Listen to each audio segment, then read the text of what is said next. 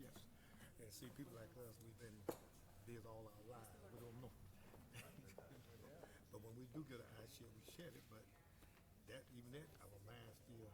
My mindset, I realized, I said, I grew up in a housing Uh-huh. and public housing. Right. I would struggle with the time I went to young kids. Uh-huh. And then I started making White House. Like being on that all the time. Yeah. I don't know what that is.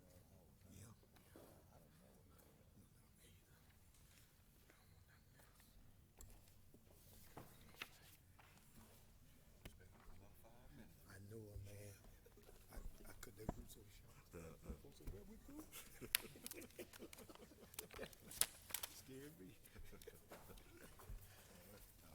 They're coming from the east side, coming through there. Yeah. Make sure everyone's speaking into the mic. Okay. All right.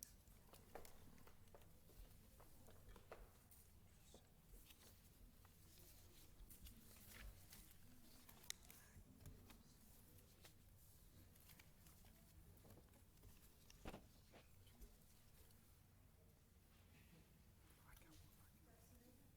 Yes. Yeah, just know it, yes. That's correct, yeah. That's it. Borrow this pen here. It's in the car. Okay, it's in the car. No, it's not. No, it's not. I left I mine. make sure you get it. I make sure you get it. I left mine. I didn't know. I'll bring it to you tomorrow.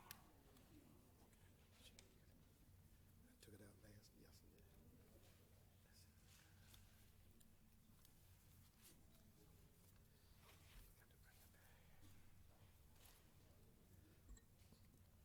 Ready. All right. Y'all ready? Yeah, I'm ready. All right. The meeting of the regular Board of Commissioners is now called to order. We'll start with a moment of silence.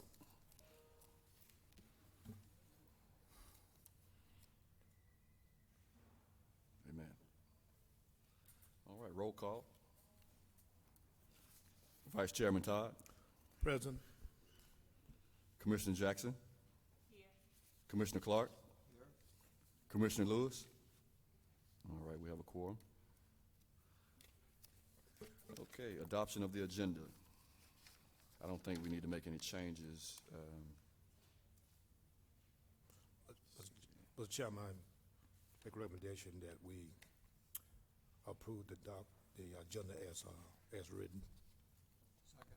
It's been moved and properly second. All in favor? Aye. All opposed? All right, the agenda is adopted. Approval of the minutes for public hearing April 4th, 2019, committee meeting May 17th, 2019, and regular meeting May 20th, 2019. Mr. Chairman, I make a motion that we approve the committee meeting May 17, 2019, regular meeting May 20, 2019, public hearing April 4th, 2019. It's been moved and properly second. All in favor? Aye. All opposed? All right. The minutes are approved. President and CEO's report. Mr. Lundy. Mr. Chairman, to the Vice Chairman, Commissioners, to the staff of the Housing Authority of Birmingham District, to the residents of Smithfield Court, and to the general Birmingham community, it is my pleasure to provide you a report, President and CEO report this afternoon. And I have 3 items that I want to share with you. The first one is street closures for Marks Village.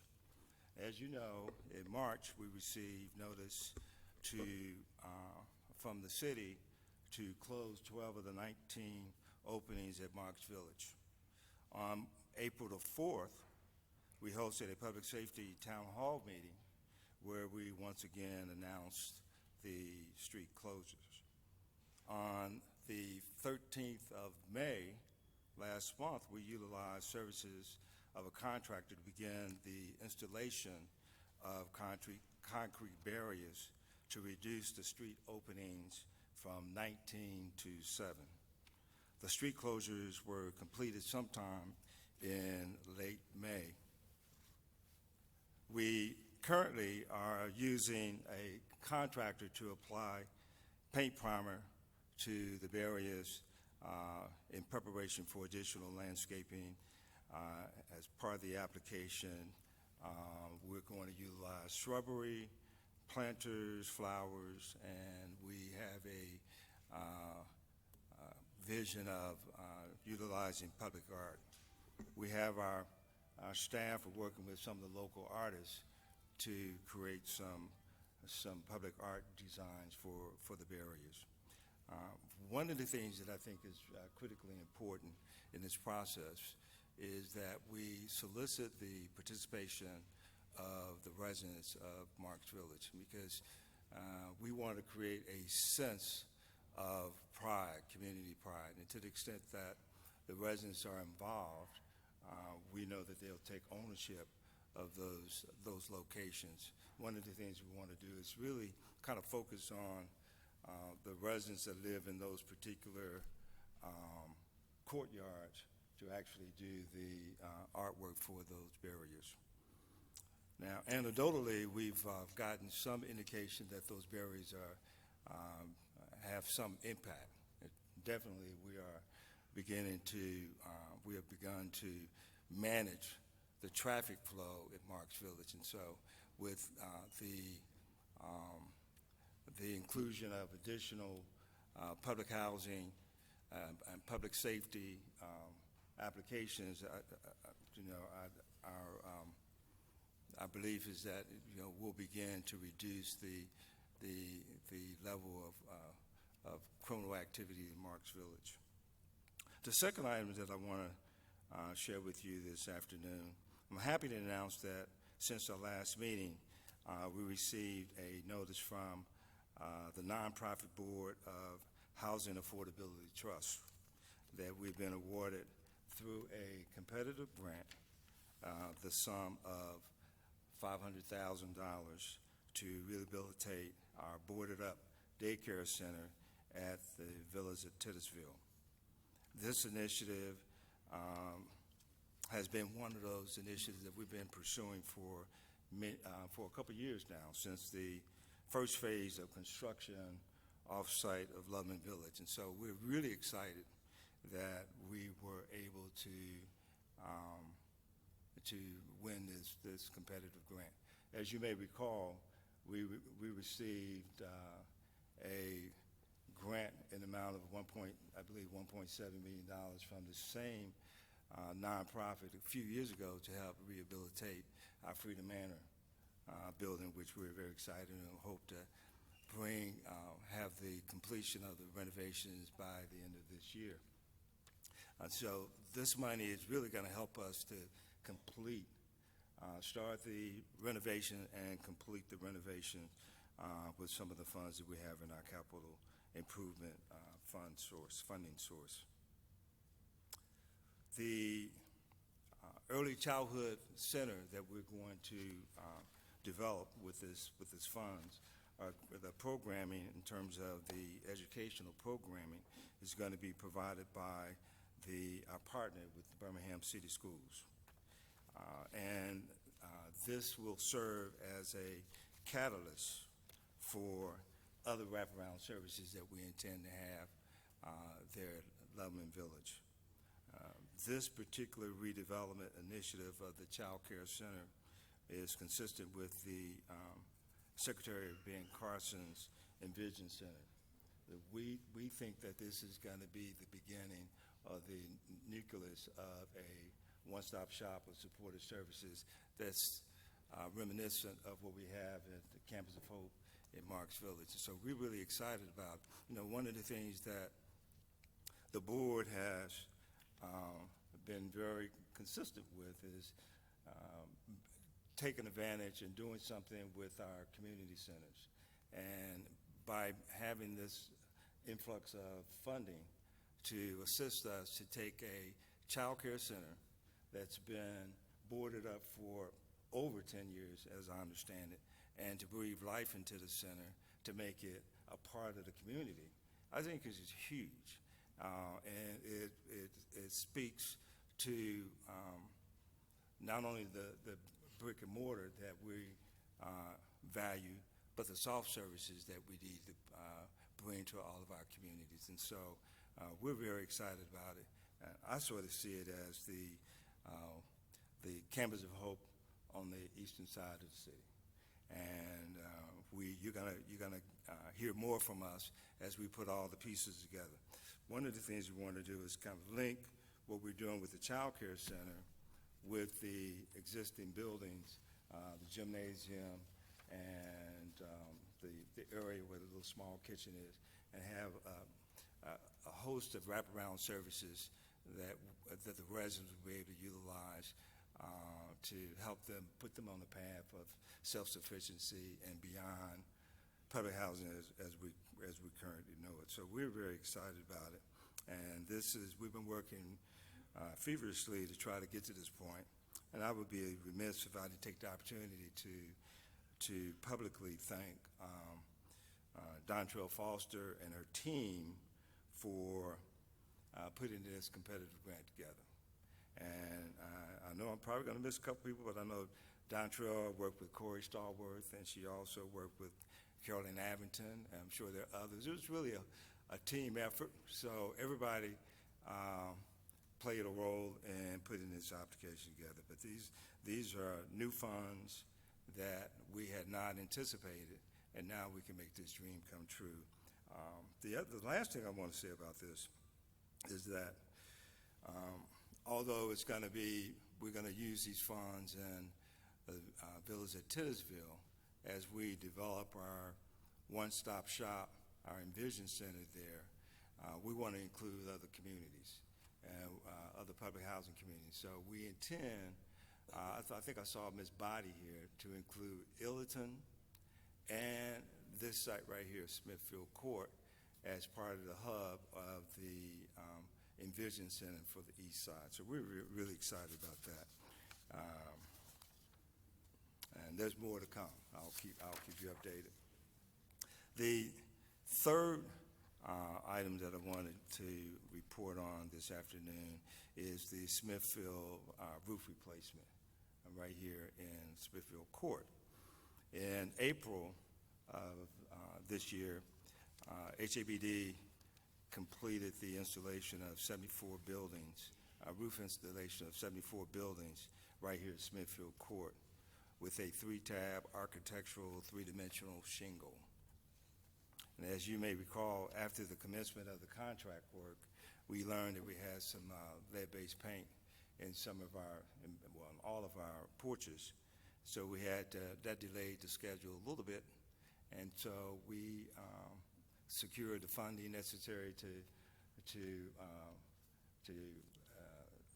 abate and remove the lead, and then we went forward. And so I'm proud and happy to say that our team completed the installation of the roofing, and we came within budget. Can you believe that? And so the budget was $2.7 million, and we came within $2.7 million. My team is I have a terrific team, and we make sure that we get what we pay for. And you may not hear that much very often, but they're boots on the ground. They're making sure that these contractors give us the service that we're paying for. In addition, this gymnasium that we're in today, we intentionally did not replace the roof here in the gymnasium. We did some patchwork to stop the leaks, which we were successful in doing that. And the reason why we did not replace the roofing is because this is part of a larger plan to do a major redevelopment of Smithfield Court. And what we want to do is use historical tax credits. And as you may not know, some of you may not know, the Smithfield Court is one of the oldest public housing sites in the country, and it's our oldest here in Birmingham. And so we want to do it justice, and we think that we can qualify for historical tax credits to do a major restoration of the buildings and this gymnasium. So one of the things that we thought we would do with the gymnasium, since this was a hub or center point, a focal point of community meetings over the years, that this would continue to be a focal point, and that we would take some of the historical tax credits and replace the roof and bring it to its original glory, and install a terracotta roof as once was in place. And so this is what we want to do here at Smithfield Court. The other thing I would just say to you is that we want to get this community designated as a historical place. Okay, one of the historical places in Birmingham. We had the opportunity to go to visit the African American Museum in Washington, D.C. a few years ago, and to my delight, I saw a placard that said Smithfield, one of the historic places. And so we took pictures of the placard, only to find out when I got back that they had excluded Smithfield Court, the public housing site, as part of the historic community. And so they drew a line around Smithfield Court. And so what we want to do as part of just this administration is bring Smithfield Court into the rest of the community as a historic place. And so this is the reason why we didn't put a lot of money into the roof here at the gymnasium for future redevelopment. So we're really excited about it. We're going to be working with some historians to get a lot of data and historical viewpoints so that we can incorporate that into the redevelopment. That concludes my report, Mr. Chairman. All right, thank you, Mr. Lundy. Are there any questions or concerns about the President CEO's report? Any comments? Really want to take opportunity to thank again the team for getting that grant that's going to benefit the community. Thank that great effort. I hope they continue to find grants like that and bring that kind of money in, so we can continue to do community development such as this nature. So I thank you all for working so hard and so diligently in that area. All right. Thank you, Vice Chairman Todd, and I echo your sentiments. Kudos to the staff, Mr. Lundy and Mrs. Foster, for securing those funds for the daycare center. That's going to be huge for that development. So again, thank you for all that you do. Okay. May I say something? Yes, Commissioner Jackson. Thank you. The team that was put together to make these accomplishments are dynamic individually, and to put them together, that's dynamite. All right. I agree. Any other comments? All right. Okay, we're down to old business. Is there any old business that we need to conduct? Old business.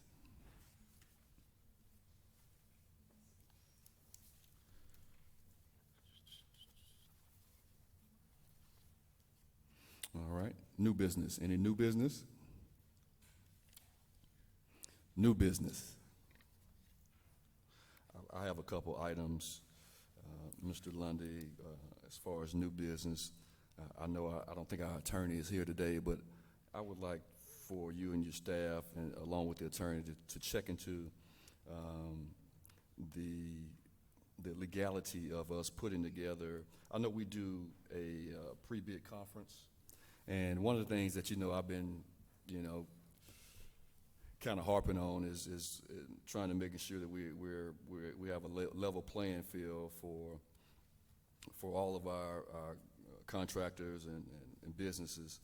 And so one of the things that I'm proposing that we look into is a mandatory pre-bid conference. I don't know if that's already mandatory, and I don't even know if it's legal, but that's something that I would like for you and staff to get with our legal team to see if that's something that's feasible to have a mandatory pre-bid conference. That way, all of your contractors and companies will get the same information. There won't be any ambiguity concerning if it's a RFP or RFQ, so everybody's getting the exact same information. And it also, in my mind, it kind of puts everybody on a level playing field. So if you could check into that, number one, to see if it's legal, and if it is, then that's something that we would, as a board, discuss to see if that's something that we would like to proceed with. In addition, I know we do have our 5-year plan and our annual plan, but one of the things that I think will also help level the playing field is maybe to do some type of annual forecast, or not an annual forecast, because that might be quite similar to your annual plan, but a quarterly forecast of projects that we think may be coming down the pipe. And I think that would definitely level the playing field for a lot of our small businesses, our small companies that may want to consider bidding on some of these projects. That will give them ample time to build capacity or do whatever they need to do, maybe create a joint venture with some other smaller companies to put together a bid. So I want to look into that as well, the forecast of potential projects that we can present in advance of any RFP that may go out. That way, I feel like that will help level the playing field. So if you could check into those two items, Ms. London, if you want to make any comments. Okay. Yeah, we'll look into those. I know we customarily do pre-bid conferences, but we'll look at, to the extent we can do it, make it mandatory. I guess particularly you're interested in on the bricks and mortar side, on the redevelopment side, as opposed to maybe some of the other services. But if we can look at the whole range of procurement that we do and see if we can have these mandatory pre-bid conferences. Yeah, and I know you're working on some things that are about to come down. You're doing the training and some procurement measures that you're working on as a staff. These are a couple items that I just think would just help,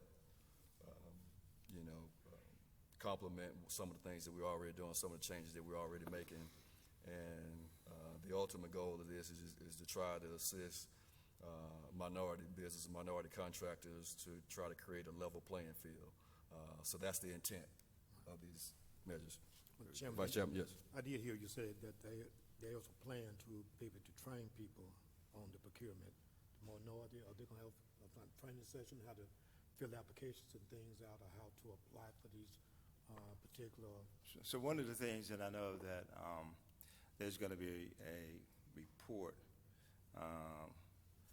that's scheduled on the agenda to talk about, give an update regarding procurement outreach. But part of the outreach effort, I would imagine, and I don't want to steal the thunder from my procurement manager and Section 3 coordinator, but I would imagine that part of that is training and trying to get a sense from the larger community, the level of understanding of doing business with the housing authority.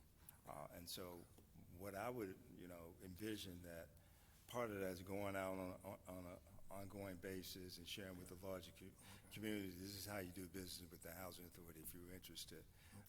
Certainly we can do some in-house training at our central office location, but I think it's more effective sometimes if we can reach out and actually present in the space of where some of our potential bidders operate, so that we can just share with them what it takes really to be successful in the procurement process. So we're going to focus, and so to answer your address your concern, we're going to put an asterisk on that, and we're going to make sure that we try to put information out, whether it's on our website, communicate in many different fashions, how to do business with the housing authority. And to that point, Vice Chairman, you can recall when we had our budget session, one of the things that we talked about that we wanted to put in the budget, wanted to discuss was bringing in a third party clearinghouse, if you will, to assist us with identifying minority contractors, and I think that could be a joint partnership with whoever that agency is, along with staff, to create that environment where they actually have schedule where they are working with those minority contractors to let them know how to do business with the housing authority. I think that should be part of the scope of work for whoever the third party is that we bring in to be the clearinghouse for, I'm fine for identifying contractors. with that. Okay. Okay. All right, any other new business? All right, public safety report, Mr. London. So, Mr. Chairman, Vice Chairman, Commissioners, I have with me my Vice President of Housing Operation, Mr. Blankenship, is going to introduce what guests we have to provide the public safety report. Mr. Blankenship. Good morning, all. Morning. Good to see you this morning. We had originally planned this morning to give you a report on some crime stats and successes that the Jefferson County Sheriff's Department has experienced out on some of our higher crime sites and throughout our entire portfolio. Corporal Danny Barrett was going to be here with us this morning. However, he's been detained and will not be able to be here, it doesn't look like. So we will plan for next month to have a full report for you on that. So I'm sorry that we can't do that today. However, I do Excuse me, have- Mr. Blankenship, Yes, I'm sorry, I didn't mean to cut you off. So the report, do you have the numbers from the report? I do not. Okay. Not today. The Sheriff's Department was going to provide you with that information today and answer any questions that you had. Okay. What we will do, Mr. Chairman, we will provide the board a written report of the numbers in terms of crime stats over the last couple months, and that'll be forthcoming following this meeting. Yeah, so I tell you what, why don't we do this? So every month, let's just make sure we have the crime stats and the report. We just have that as part of the package. Okay. Every month, the crime statistics, what's going on in your hot spots, and things of that nature. So let's just go ahead and put that on the agenda to have as part of the board package every month, the crime stats and the crime report. Absolutely. Okay, We can do all right. that. But I do have, excuse me, Lieutenant George Ponder here from the Jefferson County Sheriff's Department. He is our liaison when it comes to evictions and the eviction process. He's also here today in case you have any comments, questions, or concerns regarding the eviction process and our progress with that. All right. All right. Good afternoon. Talked to y'all a few months ago about the same issue because there's concern about the charge-offs, the labor fees and all that stuff. I'm here to happily tell you we've gotten the numbers down. As of last Friday, we have 24 pending evictions. A couple of months ago, those numbers were in the 70s and 80s.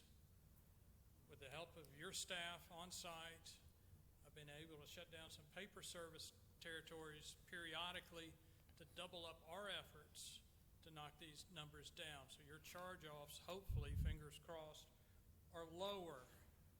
You're seeing lower numbers on that end. I want to say you're our biggest client.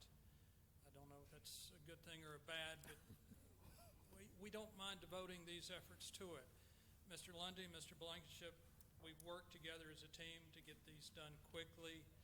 We've worked with some residents that are trying to work it out with you guys so we don't come in and evict them.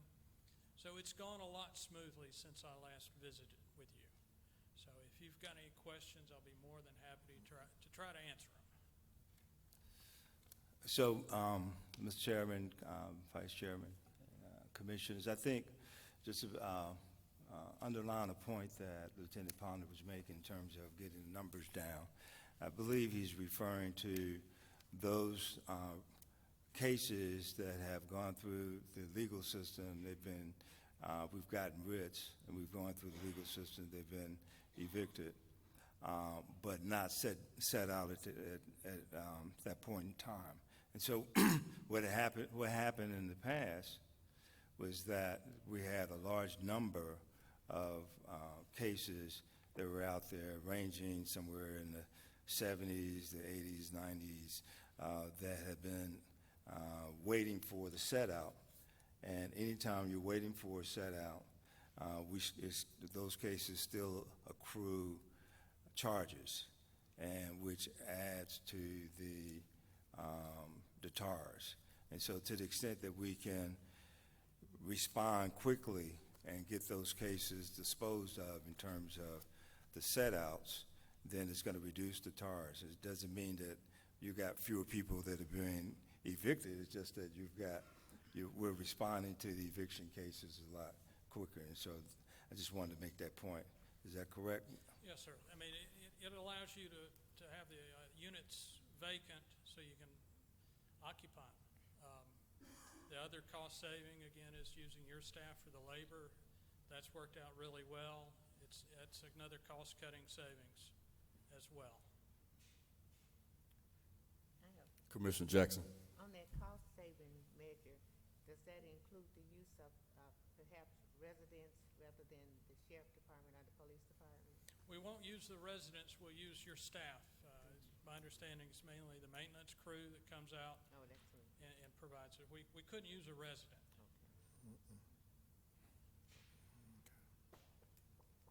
I'm done. Okay, all right. All right, well, as far as the charge-off numbers, we'll wait and see how that trends. So we'll reserve comment on that until we see how it trends. Yes. Oh, excuse me. Well, we have a comment section, ma'am. So you're welcome to speak when we have our comment section. We'll give you an opportunity to speak and voice your opinion, okay? All right. Yes, ma'am. All right. Any other questions? All right. Thank you, sir. Okay. All right.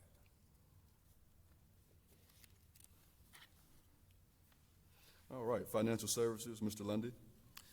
Mr. Chairman, Vice Chairman, Commissioners, we have before you today one report and four action items for financial services to be presented by my CFO, Ms. Abington. Ms. Abington.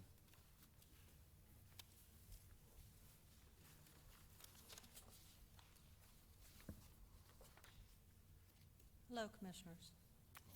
Hello. Can you hear me? Yes. Okay. So first I have the financial statements, and this is for public housing and central office.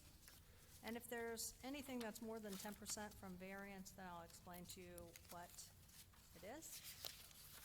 So the first one is insurance proceeds. I have more revenue and insurance proceeds than I have expenses, and this is due to I had more fire damaged units than I anticipated. Training and administrative costs are both under budget. We continue to train and travel, but we're thrifty at it, let's just say that. And our administrative costs, I believe they're going to be under budget. Next month they shouldn't be because we've paid for the software, but we didn't pay until May, and this is as of April.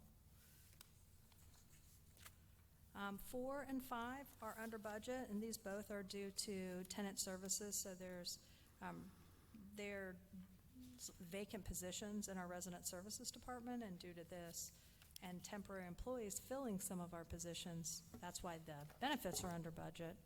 The salaries are under budget because they're vacant positions. Number 6, this is tenant services, so resident participation fund solely. This is under budget. To date, I've had 6 sites that have requested their funding. Our utilities, water specifically, is over budget. This is because the water and sewer rates went up 3.5% at the beginning of the year. Our materials and our contract costs are over budget, and this is due to, we did a big push early in the year, July, August, September. That's just carried forward for us every month to get ready for REAC. And number 10, protective services labor, and this is due to the Freedom Manor.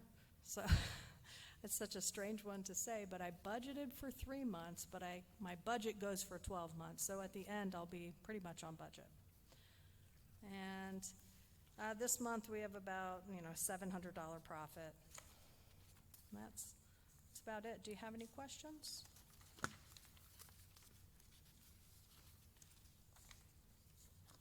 No? Okay, I'm going to go on to the charge-offs. This month, it's $47,226.42. Yes. And just, and just what the officer was speaking about, the line that you might want to pay close attention to is the one that's fees incurred after issuance of rent. So it's about $10,500 this month, meaning out of the $47,000, $10,500 came after the judge said you should leave our place. So that's the number that the sheriff really is trying to say he's been bringing down, and I do believe that's true. So I'll give you the breakdown. So it's $29,000 in rent, $1,200 in late fees, $5,500 in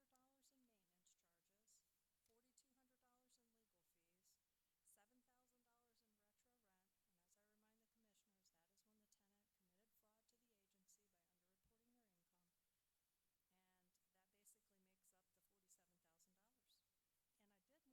$7,000 in retro rent, and as I remind the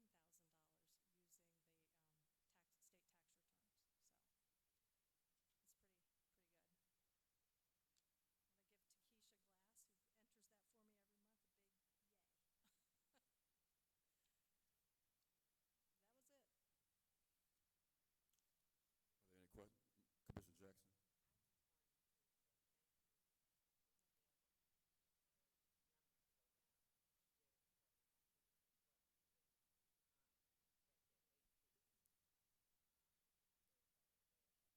Commissioner Jackson? Thank you. All right, thank you, Commissioner Jackson, and I do see a decrease from, I guess, the previous month. But I'm going to reserve my kudos for a few months. I want to see how that trends. They've been going up and down like a yo-yo for the last year. And so I'm going to reserve my kudos. Thank you. All right. Well, Mr. Chairman, we're starting a winning streak here. All right, okay, We're okay. going to try to put consecutive months together. All We right. have both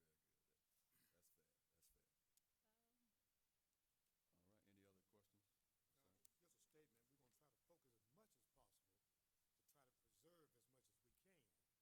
Just a statement, we're gonna try to focus as much as possible to try to preserve as much as we can, so that this won't be an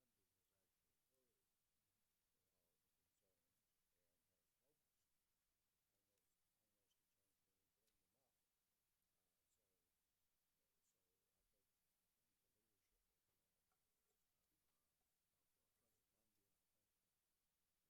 okay? That's right. All right. And I just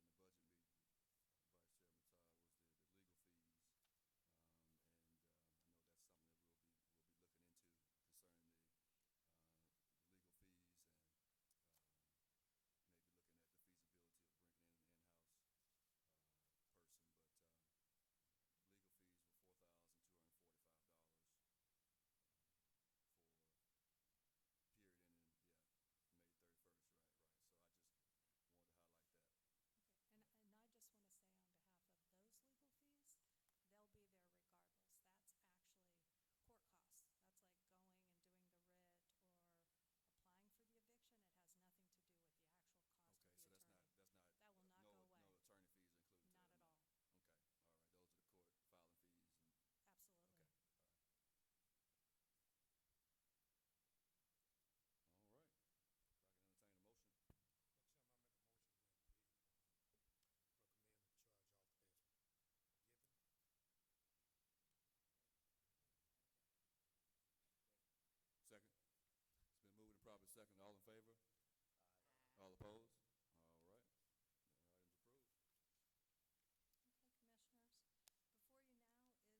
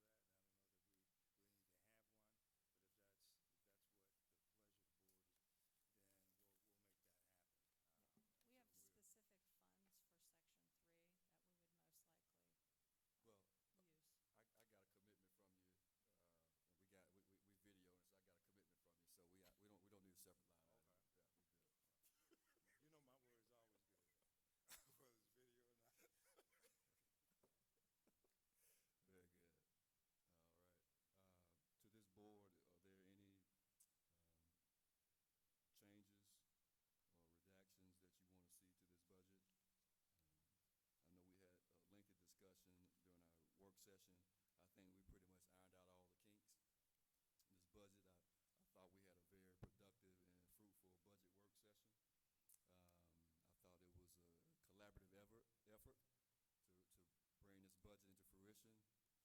I'm pleased with this budget, and I hope my colleagues are pleased with this budget. And if you're not pleased with this budget, then this is where we need to discuss our displeasure. Because once we approve this budget, then that's going to be the budget. Well, Mr. Chairman, I know that while we were in the work session, it was a very challenging moment. And we went through it with diligence, so we, pretty much myself, I'm comfortable with the changes that has been implemented, so I'm fine with it. And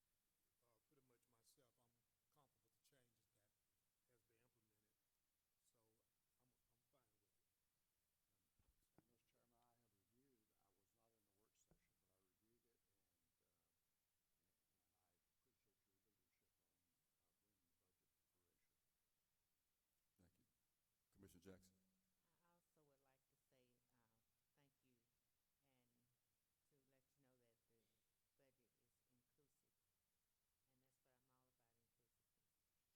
I also would like to say thank you and to let you know that the budget is inclusive, and that's what I'm all about, inclusiveness. So We did it. So we looked out for the tenants, the residents, and everything, and they were included, and it's to the best of Yes. our ability. I'm pleased as well. Very good. And I want to make this comment before we bring this matter before us for the table. I think this was the budget session that we had was the most productive budget work session that I've been a part of since I've been on this agency. So I think that this is probably how you'll see our budget sessions moving forward for the next few years, probably. To be a collaborative effort.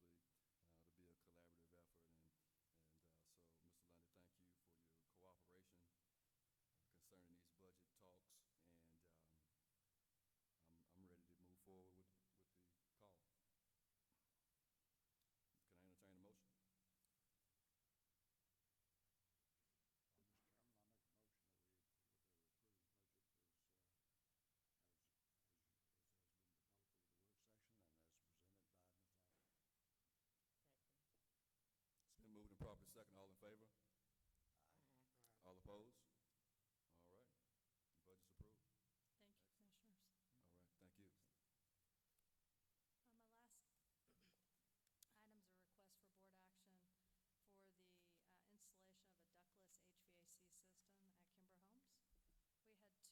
ductless HVAC system at Kimber Homes. We had two firms that submitted. Gowdy Construction was the most responsible bidder at $1,950,000, and we recommend Gowdy Construction for $1,950,000. And it's probably about 231 units that will now have basically central heat and air. We will keep the existing heaters that are there for backup heat, just in case, knock on wood, something happens, you still have heat. Do you have any questions? Any questions? I do have one. Yes, sir. question. Commissioner Clark. That we have these two, Mr. Chairman, I'm sorry, but we have these two firms, and one was, they both bid on the same project, They did.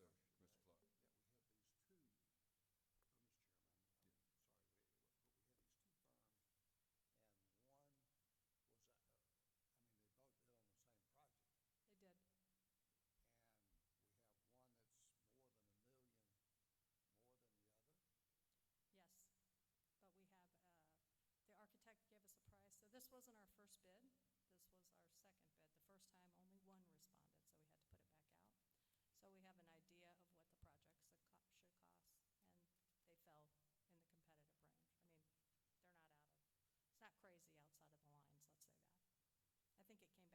range.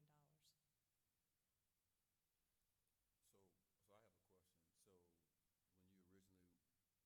So when you originally went out for bid with this project, there was only one Yes. respondent, and that was? Trawick. Trawick was the only Trey one. was, okay. Yes, when we sent it to HUD, HUD said no. Okay. All right. Commissioner Jackson. Thank you. Are we still looking at quantity instead of quantity? When you But say they're with these both- figures, that big of a difference? It's not that, as that they're both firms that we've done business with in the past and have had no issues, not quality of work. Like I said, Gowdy's asked us for time but never money.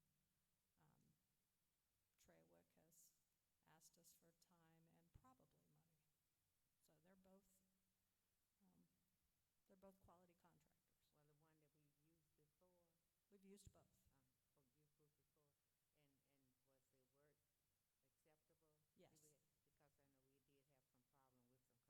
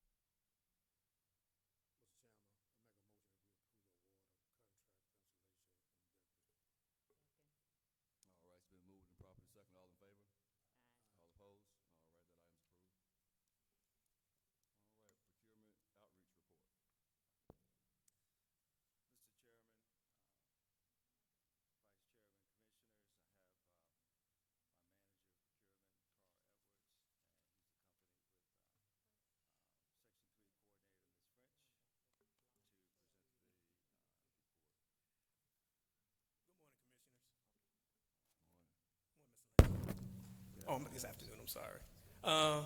As a part of the vendor outreach program, Thank you. myself and Ms. French, we're partnering together to make sure that we do a good job on this vendor outreach.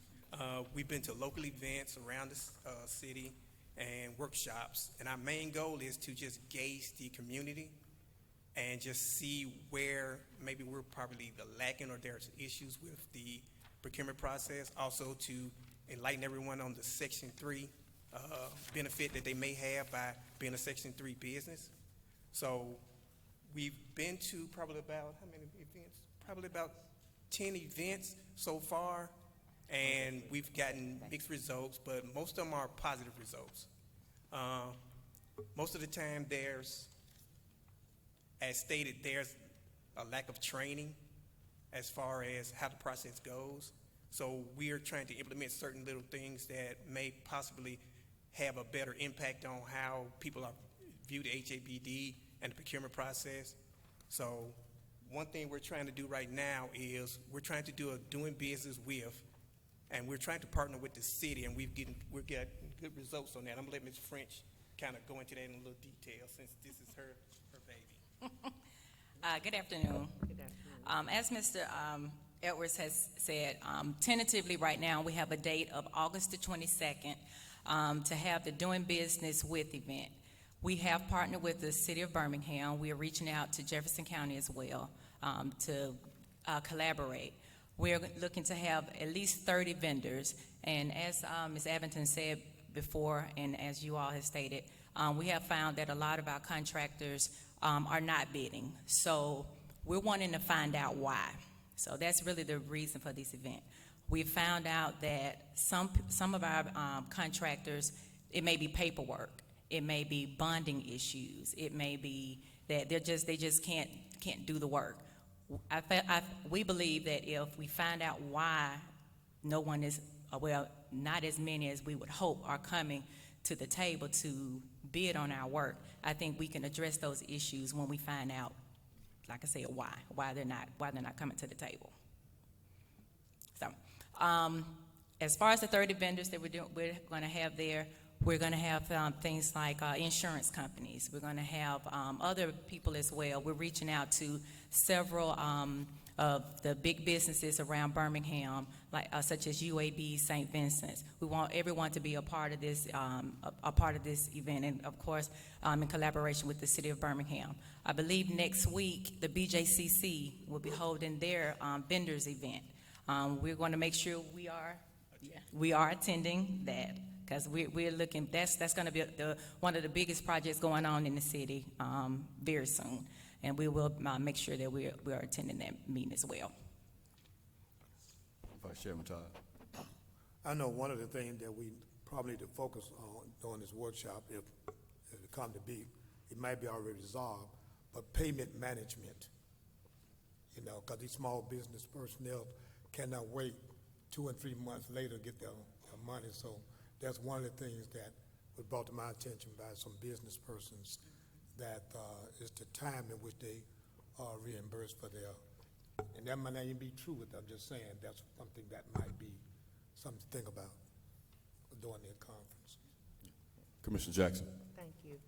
I would like to know if you have small business or minority groups included in your study, because they have to start somewhere before they get major like the bigger companies. So are you willing to start with at least a few minority contractors to get their foot in the door? That's what I would like to see. And if you take a look at the outreach activity report on that back page, on the 15th of July, we're going to do basically it's going to be work sessions. And those work sessions are going to be like 15 minutes. We're going to give contractors, vendors an opportunity to come in, do a little training with the procurement staff to kind of see how the process goes, a little hands-on to make sure that they, understand that it's not as bad as they think it is. Everybody thinks it's just a lot of paperwork, but really it's just forms you're filling out. So there's nothing really technical about it. It's just that they feel like if they see a stack of documents, they just feel like it's a lot of work. So we're going to do those starting on the 15th, where we're just going to get groups that come and register and have that one-on-one session. Okay. Commissioner Jackson. I know that sometimes we're big talkers. I see you have a limit, 15-minute session. Gonna be able to do that in 15 minutes? I think we can do it in 15 minutes. Most of the time, the information that's relayed is quick. It's just forms. It's just, you goes need into this, another this, and this. And, you know, most people understand that, you know, if I don't have this, then I need to start from scratch, and I need to get this before I can come back. So when they register, did they get those instructions? Do they know they have 15 minutes? It's going to be on the flyer that I sent out. It's going to have all those instructions on there. And I want to make sure that when they register, that if they have that documentation when they come in, I can already have that ready. So all I have to do is explain the process to them and not have to go through the process of trying to get the documents from them. So they will be allowed to know this and to present it. So do they have to submit that? Or Yes, do ma'am. they do verbally? Yes, ma'am. Oh, no, they have to submit the documentation to me. It's like your business license, insurance, those type of documents. They have to submit those because those are required to do business with HABD. Thank you. Yeah, so, I would like to make a couple comments. Now, as far as the event held on the 15th, I think that's a start in the right direction. I don't think 15 minutes is enough time to get a whole lot done, but that's just my opinion. But I will say this. I'm looking at the activity that you guys have had since 2018, and definitely more activity than we've had in the past. I don't know how this transition or turned into numbers. It doesn't seem like it is, but at least you're making an effort. But I think you're right, Ms. French. There's a reason why business and companies aren't applying. It's the reason why they aren't bidding on these jobs. I don't know why, but I think it's incumbent upon us to find out why.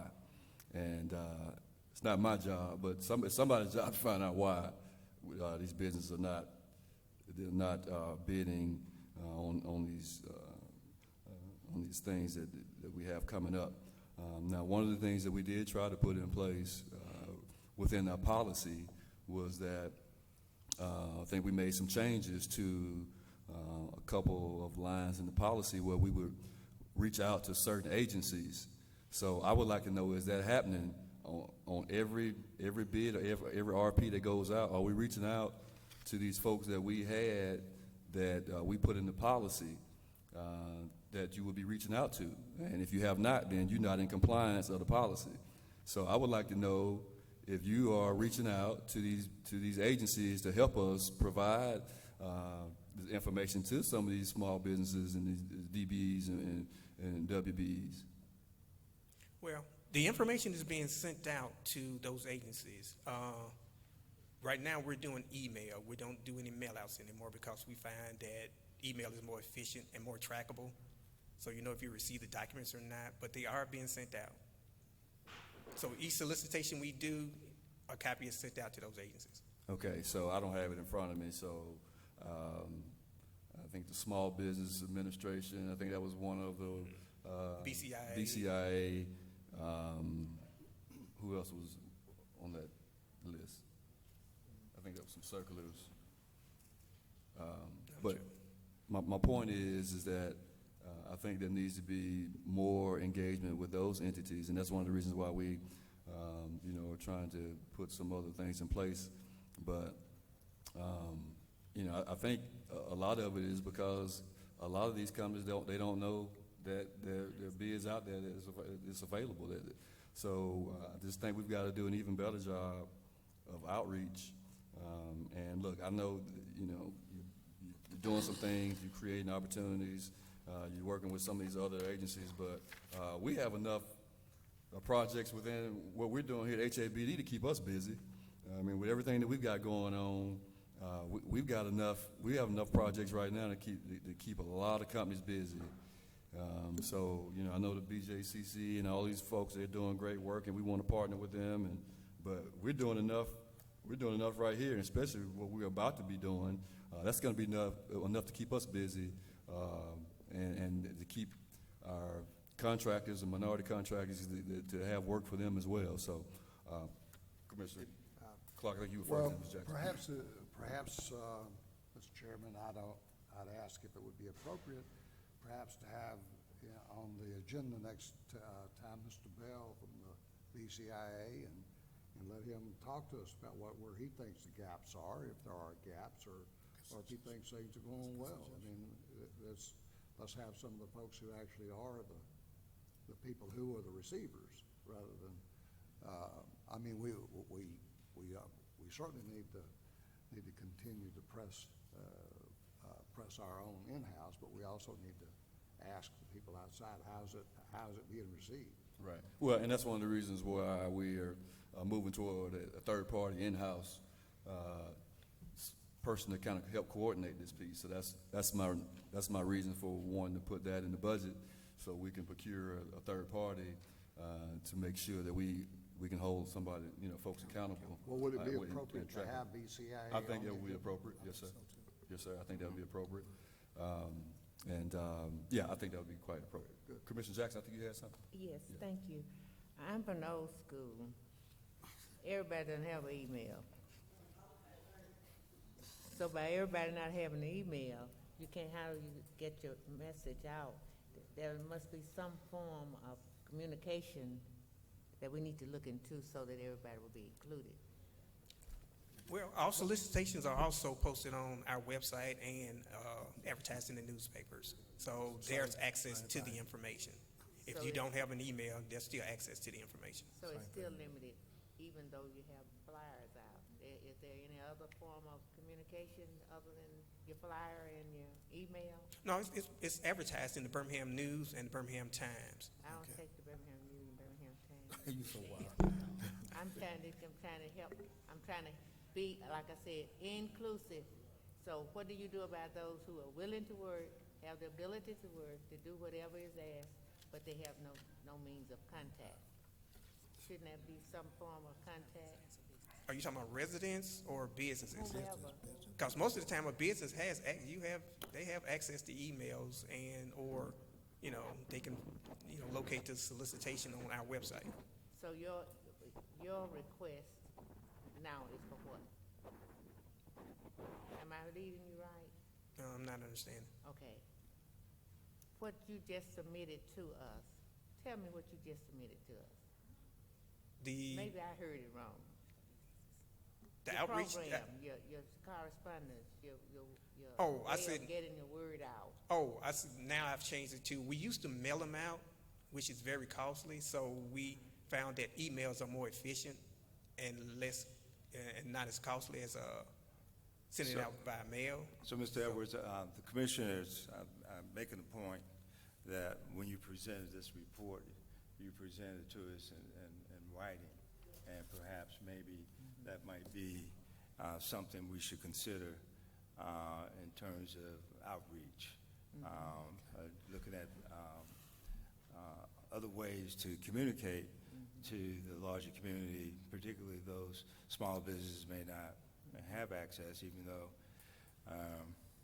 be surprised if people have access to email, but there may be some that may not have access, and we might need to look at a more broad approach to connecting with the community. The other thing I would just add, I think it would be helpful if we put together, and we can do this in-house, we can get a professional to help us, put together a questionnaire or a survey, and not a long one, just to get a sense from the large community, their perception of our procurement and any obstacles or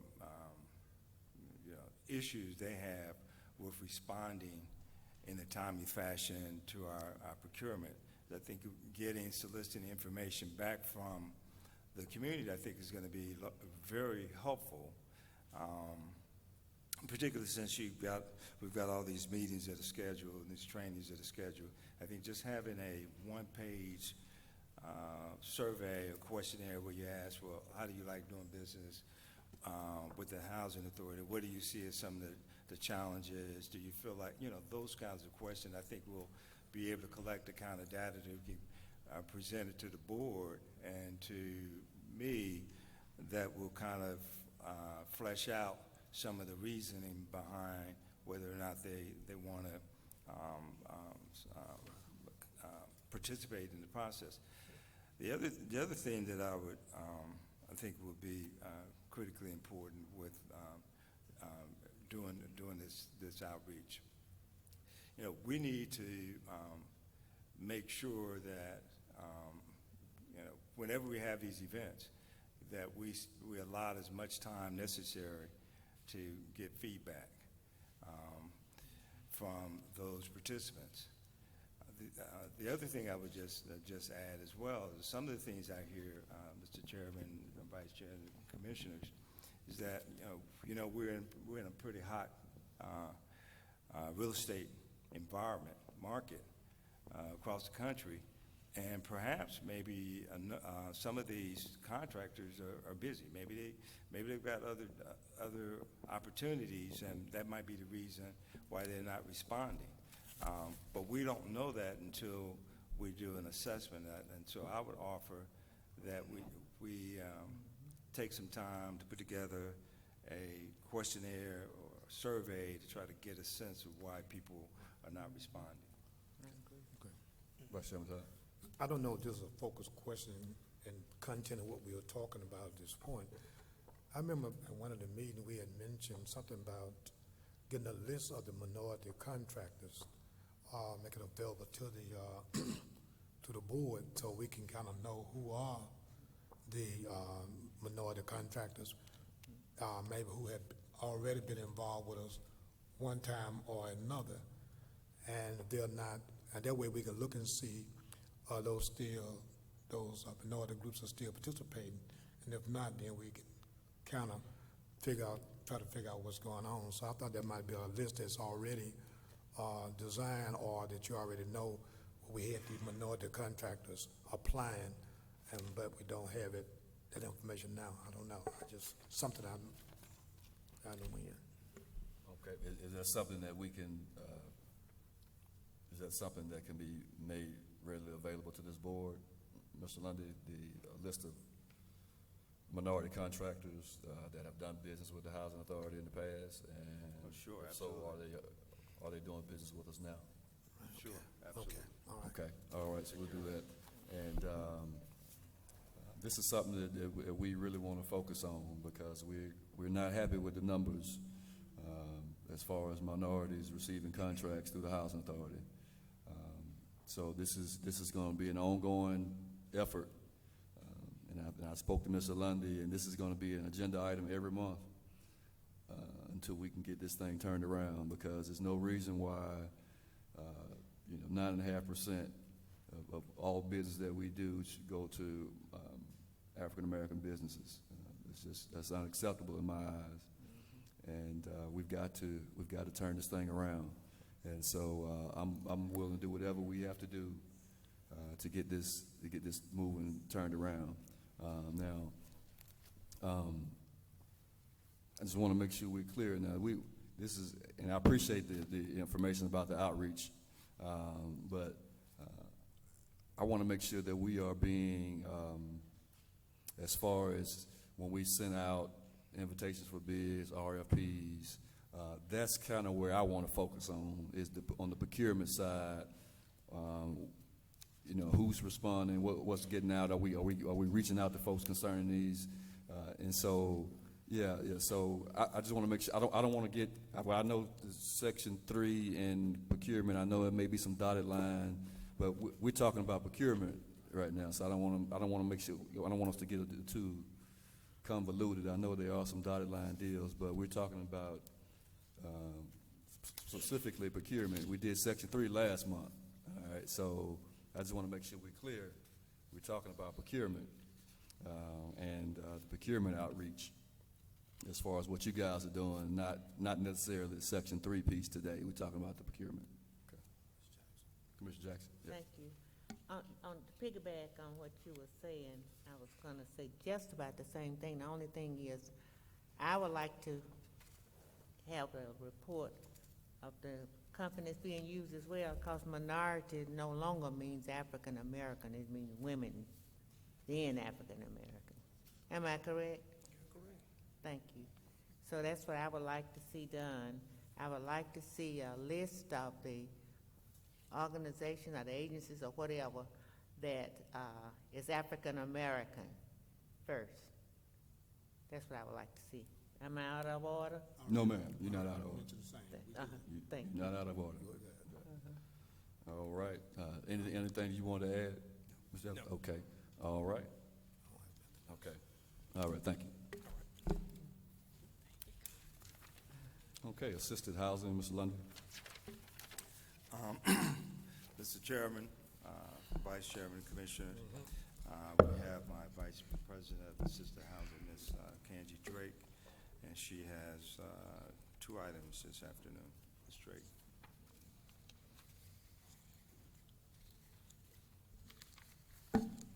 Good afternoon. Good afternoon. I have 2 proposed board action items. I'd like to do number 2 first, which is the adoption of the small area fair market rents. And then after that, I'd like to do the revision of the Section 8 administrative plan. The changes on the administrative plan will be in retrospect if you approve the small area FMRs. Okay, so Is that okay? you want to do item 2 First, is that, first? if that's okay? Okay, well, if that's the pleasure of this board, then we can do item 2 first. If that's okay, if I can get general consent. Yes, Okay. ma'am. All What right, page proceed. is that? All right. Thank you, guys. What- November 2016, HUD published small area fair market rents. Throughout this presentation, I may say small area FMRs, but it stands for small area fair market rents, which means that HUD approved fair market rents to be able to be calculated using different zip codes, as opposed to a whole wide metropolitan area. Small area FMRs are intended to provide families residing in areas where there is a high concentration of voucher families access to low poverty areas. This is done by providing rental assistance at a level that makes higher rents in such areas affordable to them, by making the subsidies adequate enough to cover the rents in these areas. So basically, HUD released a PIH notice in 2018 of January, and establishes that PHAs that have not been designated as required to implement small area FMRs may voluntarily adopt its usage or choose not to do so. I'm recommending that HAB adopts the small area FMRs, which will allow access for our families into neighborhoods that without this adoption, they would not be able to live in or afford to live in. So the first thing that you will see is a chart that says FY 2019 advisory small area FMRs for Jefferson County area. That chart right there. Yes. This is the small area FMRs that are published by HUD. You will see that there are some areas that are highlighted in yellow with certain different zip code areas. These are zip code areas that are high opportunity areas that right now our families can't access because the rents are over what they qualify for. So in these retrospective areas, that will be where I'm requesting that we increase the payment standards or FMRs in those areas. I did some research to see how many families that we have in these areas right now. The zip code 35068, which is Fultondale, has currently 0 families on its Housing Choice Voucher Program. Gardendale 35071 has 3 families. Pinson 35126 has 2 families. Trustville 35173, Trustville has a couple zip codes, but in that zip code particularly, there are 0 families that live in that area. In Homewood 35209, we have 1 voucher family that lives in that area. Vestavia has several zip codes. 35223, we have 0 families. 35242, 0 families. 35243, 0 families. We do have about 17 families in the 35216 zip code, but that's an apartment complex. And out of that complex, it is 2 that live in townhomes, essentially in that area. I've also provided this list to you. I just wanted to go over a couple. For me, this is an example or a reason why that our families aren't moving here because they can't afford the rents here. In these areas, this is designated basically that the communities are nicer, the crime rate is lower, and things of that sort. This would be an advancement of our families getting into more self-sufficiency, being more involved, having the opportunity to get better jobs and things of that sort. Also, I have one more chart that is included. It says difference between current and proposed changes through the small area FMRs. Across the top where the rows, that would be the bedroom sizes and the current payment standards. Listed in the column, the first column to the left, you will see the zip codes, and those would be the anticipated payment standards for those bedroom sizes in connection with those zip codes.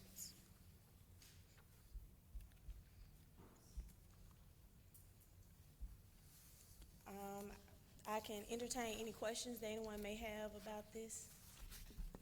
So, I don't know if this is pertinent, but I guess we'll find out when you answer the question. But how will this affect relocation?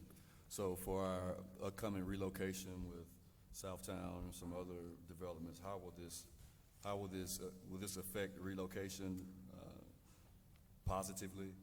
Well, for those families, when their relocation, they have the option to choose a voucher. For the families that would like to choose a voucher, that would absolutely help them be in a low concentrated poverty area. Okay, so let me give you an example. So for residents currently living in Southtown, Okay. if they wanted to relocate within that same zip code, how will this affect them? They'll be able to afford higher rents with through subsidy. So the amounts are paid through subsidy, not the individual family. So, Mr. Chairman, so that I understood you, so you were referring to the same zip code that they currently live, right? Correct. And as Ms. Drake indicated, because of this proposal before the board, it will provide the subsidies that's needed to assist those residents in staying in the Southtown zip code. So it will have a positive impact on them being able to take their voucher and relocate right down the street from Southtown Court if there's units that are available. I have, What zip code is that in? Do you know that by right offhand, Southtown? 35233. It is 35205. 35205. right here. So you've got 35205. I have Okay. 233. Is it 205? so what's the maybe- 35233? 35. That's south side area too. Does right? that include Okay. Southtown Court? I would think so. 352. Ms. Drake? Do we know? 352. I have 35233 as Yes. the south side. 352. I know that's our zip code at central office. Oh, they have 3 different zip codes. It's Southtown Court? Okay. And so Southtown Court is included in this proposal. It provides opportunity, so this would be the zip code for Southtown Court. That should be on the first page, I think. Well, maybe it's on you've got it in your packet on the view. By looking at the small area FMRs chart that I gave out, which is 4 pages, the 35205 zip code, if we implement it for that zip code, the rents actually go down. So it's best to keep the 35205 where we currently have implemented 105%. So it'll be best not to implement it for 35205 because if we do from this chart, the rents will go lower. Where we have it right now is higher. Okay. For example, a 2-bedroom and 35205 right now, on the small area, if we implement that zip code, is 840. Whereas right now, we have it at 917. So it's best to keep those rents higher, in my opinion. Yeah. Well, I appreciate you bringing this to the board, and this is something I think that we definitely need to approve. You know, if we can provide better opportunities for our residents to take advantage of the voucher program and be in a better community, or as far as schools and more opportunities for jobs and things. So I agree with that wholeheartedly. My concern is, I guess, it's more along the relocation, along the lines of relocation. When I look at Southtown, look at that area, and I look at the area surrounding Southtown, that's a thriving area. And that real estate in that area is prime real estate. Mm-hmm. And I mean, you could rent in the private sector some houses over there for anywhere from $1,800 to $2,000 a month in the private sector. So why would a landlord rent to, you know, a voucher recipient when all they could get would maybe what, $1,500, or, you know? So that's my concern, is on the relocation side. You know, I don't know how many private landlords would take advantage of it if they could get $500 or $600 more in the private sector. But I know that's not your problem. I'm just concerned about the residents that want to stay in the same area, you know, how that would affect them. Yeah. HUD does review these every year. So every year in October, they'll re-review the small area FMRs, and they'll be presented again at the same time that we do the payment standards annually. So it's something that HUD reviews annually. So hopefully by, you know, this October, they'll increase those rents when they see all of the redevelopment in that area. And I would imagine that in the scenario you gave, Mr. Chairman, I would imagine with some of the private sector landlords that may be renting their units for $2,000 a month. Even in the private sector, there may be some turnover experience. And, you know, in the private sector, if you've got 3 to 5% vacancies, it's considered good, I mean, in terms of the business model. So maybe to reduce that from a 5% vacancy to a 1% vacancy, they might want to consider a stable, consistent payment that's coming from the Housing Authority of Birmingham District, that perhaps they might not get the additional $300 or $400, but they know that they've got a tenant that's going to be there, it's going to be stable. As you know, with respect to unit turnaround, that becomes a cost as well. So if you've got people moving out, even if it's just 5% on a yearly basis, you still got to put more money into those units to turn it around. This creates one of the things about our Section 8 program across the country. It creates stability for the landlord that's doing their projections. And so one of the things that we probably could do a better job of, and we'll do during the relocation process, is to make sure we do our fair amount of outreach and education to the larger community to accept our residents who come to them with Section 8 vouchers. Commissioner Jackson. Thank you. In as much as these are costs for homes and not apartments, am I correct? No, they're anything that a family selects. So this is just for the Housing Choice Voucher Program. One good thing about Housing Choice, they always say, is that choice. So it can be apartments, townhomes, Okay, homes, wherever they like to live. So the zip codes that you're using, if you're in Homewood, you can cross the street and you're in Vestavia, right? And what is gerrymandering gonna have a place in these zip code information? Are you relating to the voting that we discussed? Redistricting period. So I'm not sure how the redistricting, will have an effect, but the more families we move into those areas, then they're voters in the area, just Yeah. as others are. So they'll, But see, have they're the in court opportunity. now, about, the district, redistricting. And that's the thing, I was wondering, since these zip codes cover a certain territory and you have a boundary line, well, I'm sure that's gonna have some kind of effect sometime with this, redistricting. And I was just wondering if it was gonna interfere with these people who have these homes, who have these apartments or whatever. I think it's all possible, but they have to go to court, if I'm not mistaken, and get those lines redrawn and things like that. So, I mean, we can always change and amend the policy as needed. So that's one good thing, is we'll just bring it back to the board if we see something that we need to rearrange, change a zip code, add a zip code, et cetera.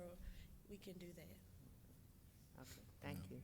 Well, one thing I do know, Ms. Drake, from your time being the vice president of Section 8, you don't mind bringing things to the board. So, you know, I feel confident that if there was some changes that need to be made, it seems to me you're keeping your eye on what needs to be changed. Thank you. Okay. All right. You have something else you need to cover? Not for Okay. that one. Okay. We got a second one. Okay, all right, so, that item's before us, so this is item 2, approval of small area fair market rents. So if I can entertain a motion? Mr. Chairman, I make a motion to approve the small area fair market rent. Second. It's been moved and properly second, all in favor? Aye. All opposed? All right, that item's approved. Thank you. The last one is the revision to the Section 8 administrative plan. And because, that's why I wanted to make that one last to see if that one will get approved. This is just the administrative changes on how to implement and implementation. It includes the zip codes that we went over and we discussed, and which is also in your chart that you have.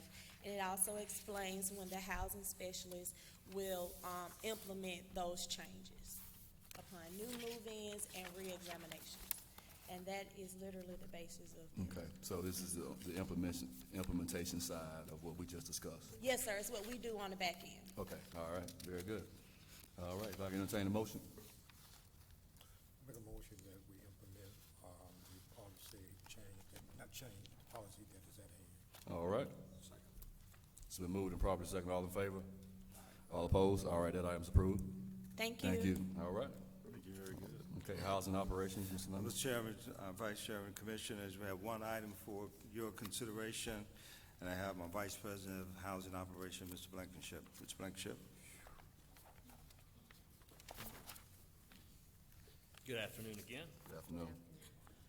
Commissioners, before you is a proposal to amend our admission and continued occupancy policy, which is also our ACOP, which is kind of our outline for guidance on public housing. The purpose of the recommended action is to obtain board approval to update and amend the wording of the ACOP, to remove the public housing application and intake process from the individual public housing sites, and to provide for a centralized public housing application intake and processing center at the George W. McCoy Building.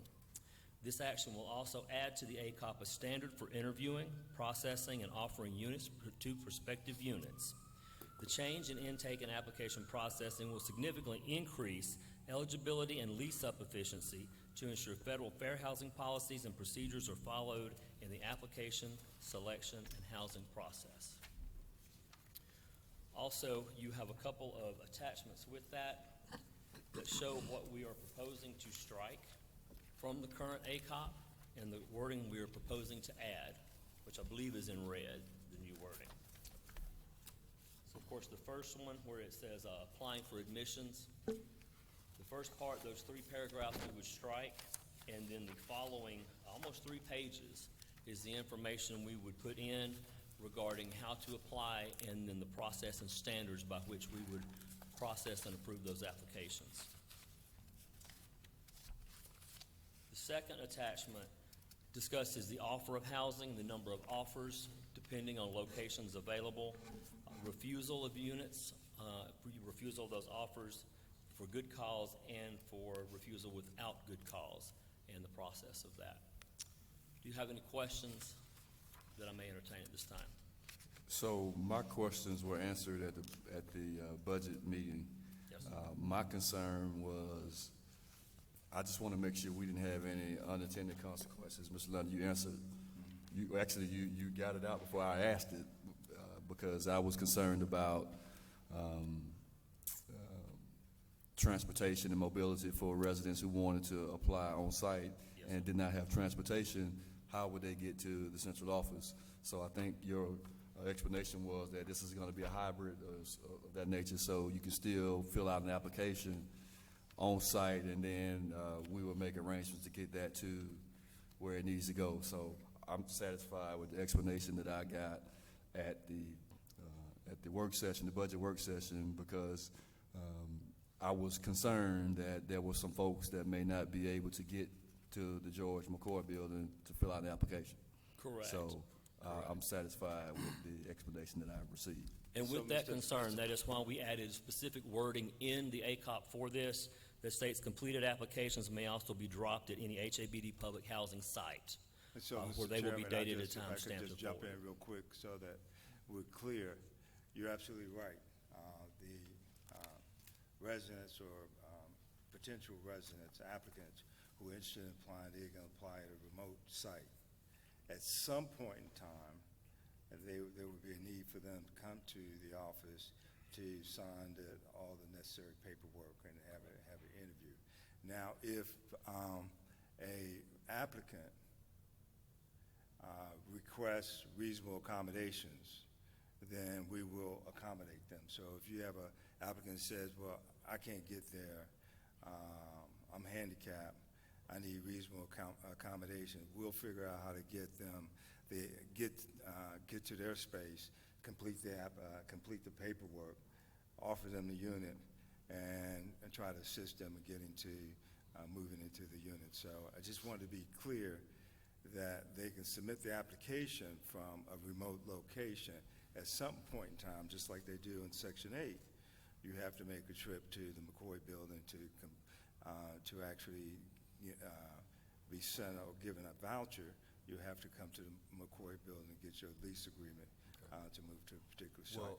Well, okay, so I understand that if they're handicapped and requesting reasonable accommodation, what if they don't have money for a bus token, a bus pass?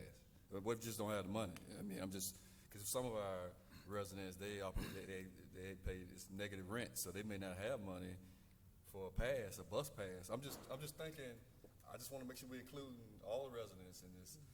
What if they don't have money for a bus pass? Correct. We will provide as much resources as we can to assist them. And there are some extenuating circumstances where we actually provide bus tokens. Now, one comment that was made in the committee meeting is that the applicants for our Section 8 program eventually get down to the Section 8 building and fill out the application. There hasn't been an issue with them being able to get their vouchers and get the paperwork filled out. But we want to be sensitive to anybody who, for whatever reason, through their economic situation, we want to be sensitive to them to assist them and helping them the best way we can. At some point, there has to be some movement. If they were on the site, they would have to come to the office. If we were doing it by the site, they have to come to the office to actually do the paperwork. We understand the concern that's raised, and I think the commitment that we can make is that we're going to do everything within our power and authority to assist anybody who wants to apply for public housing and get through the process. And that's inclusive of anybody that may have some economic challenges.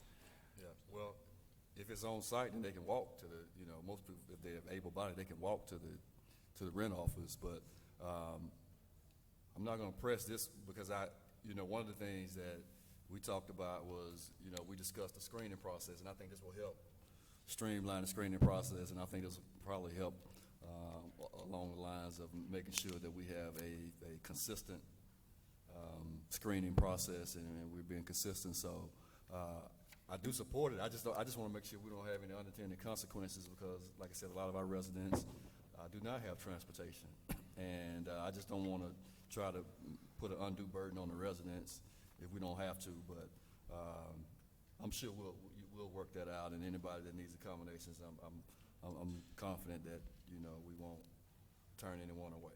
That's right, Okay. that's correct. I have a, can I? Commissioner Jackson, yeah. Thank you. I think Mr. Blankenship explained it to us at committee meeting that a bus comes right out front, and we wasn't aware of that. Didn't you say a bus come right out? And so I think that the people who are applying should be dealt with it as an individual. If they can't get, if the McCoy building not accessible, they can still qualify at the nearest site that they want to become a member of that community.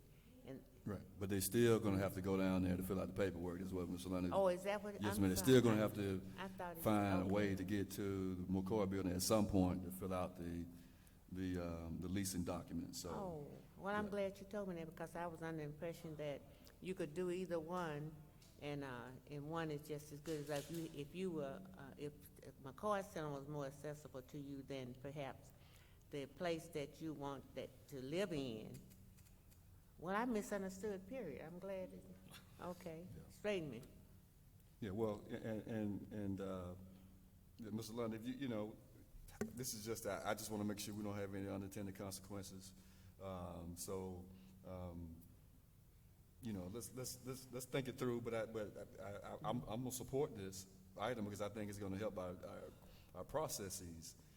But at the same time, I just don't wanna make sure we don't have any folks that can't get to the George McCoy building, or what have you. Let's think through that some more. Yeah, that's right. But And we're gonna make sure, to the greatest extent feasible, we're not gonna harm anyone, and that they have opportunity to come and apply. And as I said earlier, we do have tokens that we can provide to anyone that would qualify to get around, come to a specific meeting. The one thing that I just want, just for, I guess we talked about it in the committee meeting as well, but I think, or maybe it was at the budget meeting, but I think what's gonna help, they'll be able to come to one place and apply for both programs. And so if the waiting list is open for Section 8, they could be seen for the Section 8 application as well as for the public housing for those times when we have both applications open. So it's an added value to be able to talk to the whole host of staff and servicing them in terms of their housing need, whether it's through Section 8 or through the public housing. But we understand the concern of not allowing anyone to fall through the cracks. Mr. Chairman, Vice Chairman Dodd. you know, I do agree that we need to look at the extreme cases, but I'm also very mindful that I don't want to be codependent. There are some things that people got to make some efforts to make things happen themselves. Now, we're not going to baby these folks, going to put balls in their mouth to get them there. But now, on the extreme situations, I can see us doing something. So I think the conversation is somewhat important, but yet also that's a responsibility that we have to put back on our residents. All right. Any other comments or questions? If not, if I can entertain a motion to, are you finished? Yes. Okay, all right. If I can entertain a motion to approve the revision of the admissions and continued occupancy policy. Chairman, I make a motion that we approve the revision to administration and admissions and Second. continuing occupancy policy. All right, I think I heard a second, been moved and properly second. All in favor? All opposed? All right, that item's approved. Thank you, Thank you, Commissioners. Mr. All right. Real estate development and capital improvements, Mr. London? Yes, Mr. Chairman, Vice Chairman, and Commissioners, we have 4 items for consideration this afternoon. I have before us our Vice President of Real Estate Development and Capital Improvement, Mr. Corey Stallworth. Mr. Stallworth. Good afternoon. Good afternoon, sir.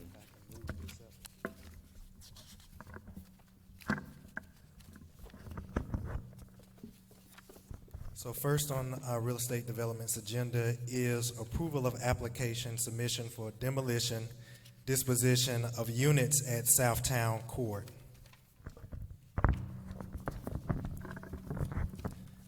So this, Thank you. so this request is to submit a Section 18 disposition application for HUD, to HUD for Southtown Court. This request is in preparation for the future redevelopment of Southtown Court. Within this request, we are requesting to demolish and dispose of 455 units and all non-residential structures at Southtown Court.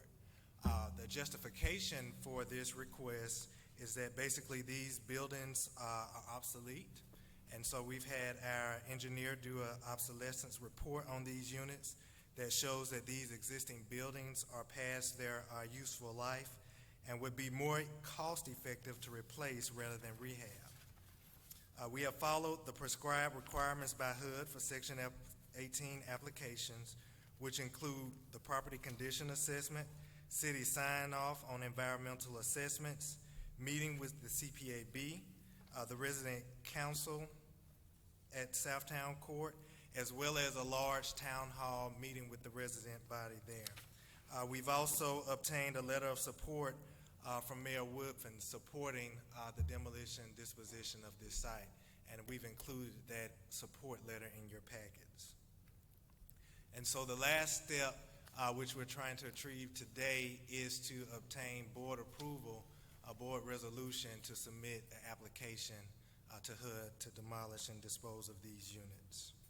I just want you to keep in mind that once we receive approval from HUD, if this is approved to move forward with this application, once we receive approval, we don't have to demolish the buildings at that time. And so if we feel like as an agency that the deal is not firm enough to demolish those units, or even if we want to go a different route, we do not have to demolish those units once we receive that approval.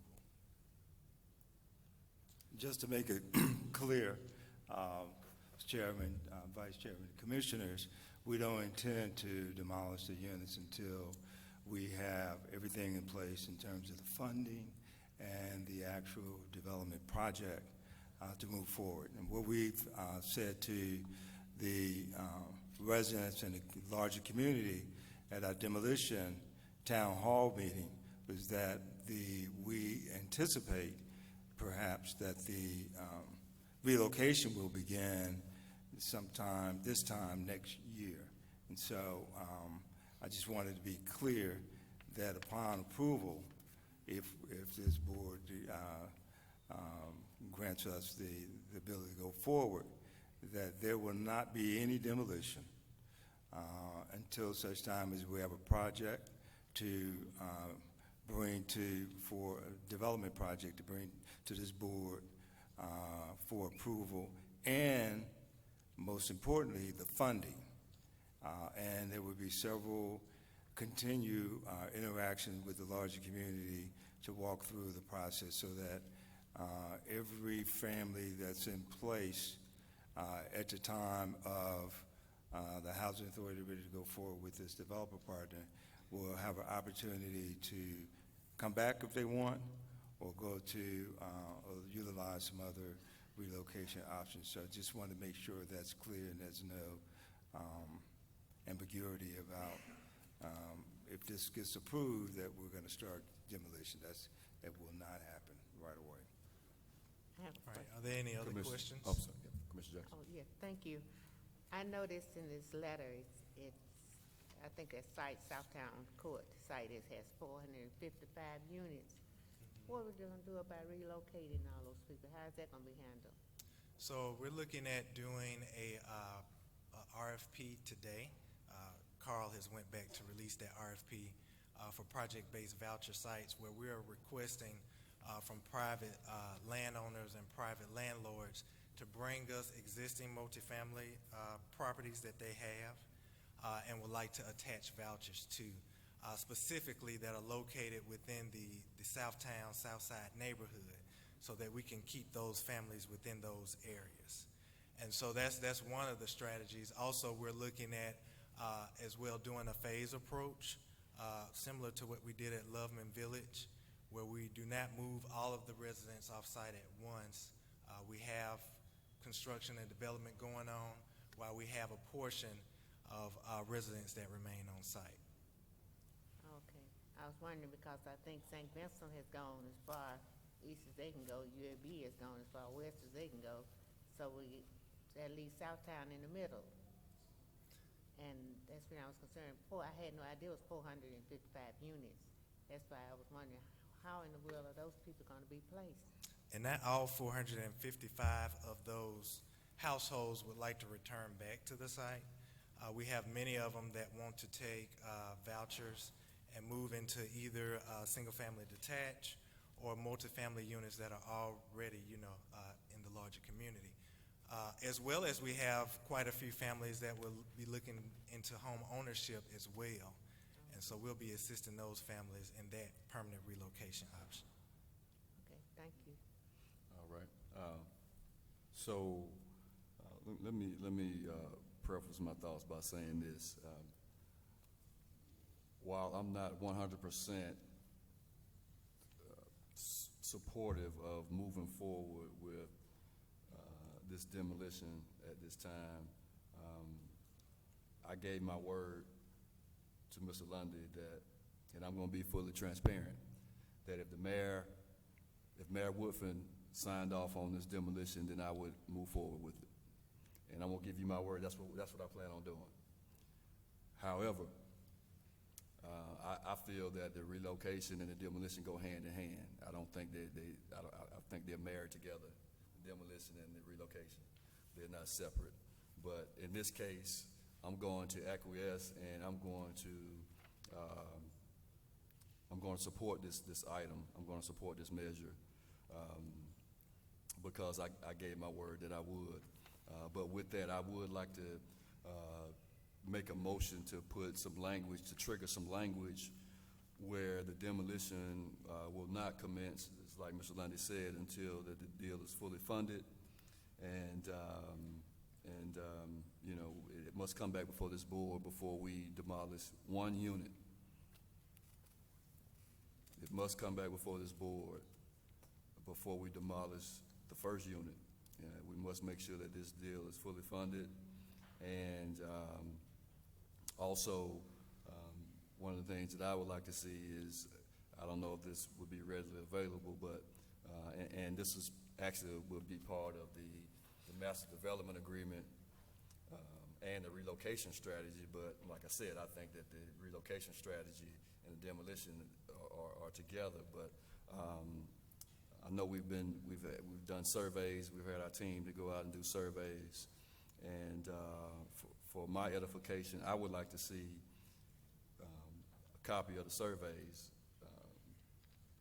making certain that the residents are stating what their plans are. And I understand things can change, but I want to go off what we're doing at that particular time. So if a resident says, "Hey, I want a voucher this month," and then 2 months from now they say, "Well, no, I don't want a voucher. I want to be relocated to Freedom Manor, wherever," then I understand that. I get that, but I want to deal with what's taking place at that time.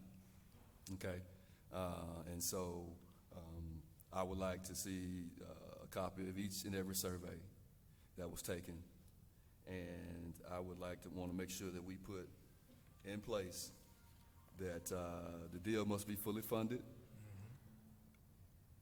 and before it comes back, before the board approves the demolition to commence. All right, and yeah, Commissioner Clark. Well, with your comments, Mr. Chairman, I understand your concern, but I'm wondering, are we voting on approving the demolition? Are we not voting on approving the demolition? We're voting on approving the demolition. But I mean, with your caveats, it sounds like there's a second approval needed for demolition. Yeah, somewhat. Yeah. So we're approving the demolition, but we won't commence with any demolition until the deal is fully funded. So for this motion, this will allow staff to do what they need to do to move this project forward, to take it to the SAC department. Am I right? You have to be in the queue at the SAC department. I don't want to be accused of holding this deal up. But at the I know we need to move forward, but I do have some concerns. But Yeah, that's pretty much what I'm saying. Yeah, we're gonna approve it today, and before they commence on demolishing any units, I wanted to come back before this board to make sure that the deal is fully funded. So what if we, at that time, then disapprove what if we approve it today and then we come back 6 months, 8 months from now, and then we say, well, no, we're not gonna approve it now. Mr. Chairman, can I clarify my understanding of this application, Mr. Stallworth may, I'm sorry to interrupt, Commissioner Clark, is that all right? No, Be clear. My understanding of this application is this is approval for us to go to HUD to get their permission to demolish the units. This is not approval for demolition of any single unit, and that will not happen until we have a complete plan and funding and, all that's necessary. So this is simply permission for our staff to go to HUD and get the necessary approval, which is a long and involved process. But it does not actually authorize us to demolish a single unit. So I think we're complying with the chairman's concern and with your concern by not really doing that today. We're just saying we're going to apply for it and get permission to do it. And so, once we move forward, get close to demolition, we would actually have to go back to the SAC office and get their approval for the various phases that we start to implement. So that's a lot more clear, that's a lot clearer to me than what we're doing here. So I want to make sure that we're wording what we're approving, because it sounds, Mr. Chairman, with all due respect, it sounds like we're, in the wording that you proposed, it sounds like we're approving it, and then 6 months later we can disapprove it. Well, I just want to make sure that there's wording in the resolution that allows it to come back before this board before the units get demolished. Okay. So whatever triggers we need to put in there, that's fine with me. We can debate that. Well, can our legal counsel, can you phrase what we're resolving here? I think we can clarify the resolution and make it clear that the board is not granting approval to demolish units at this time. Well, rather than put it in the negative, though, would you put it in the positive of what we are approving, not what we're not approving? We're approving only the application to HUD for permission to So demolish. I'm gonna make a motion that we approve the application to HUD to demolish the 455 units. Yeah, and that's what it states here, and on the agenda, it says approval of Okay, yeah, application well, for submission, I got a little bit confused, I'm sorry. demolition, and deposition for, so it's the application. So being that we understand that, we only just give them approval just to get it to HUD, to get back to us, but it gotta come back to us before anything start. So I wanna make a motion that we go ahead and approve the application submission for demolition. I second. All right, it's been moved and properly. We have a unread question? I have an unreadiness. I've had it for the longest. Yes, go ahead. I was under the impression that Mr. Lundy and Mr. David, Commissioner David, had a verbal agreement about that demolition and removal. Now it's on the record. Are you reading me right? Go ahead and finish. Now it's on the record that is your request. It's an agreement now that it's been identified with the next process. Yeah. Am I making sense? You're making perfect sense. Yeah, so, the conversation that I had with Mr. Lundy was that we discussed that if the mayor signed off on it, then I would be ready to move this forward to put it on the agenda, only if the mayor signed off on it. So that was the discussion that was had. I just wanted to make sure that the city of Birmingham and the mayor fully knew what was going on, and that they put their stamp of approval on it before it got to this board, and we'll put it on the agenda. Well, the letter from the mayor is very clear.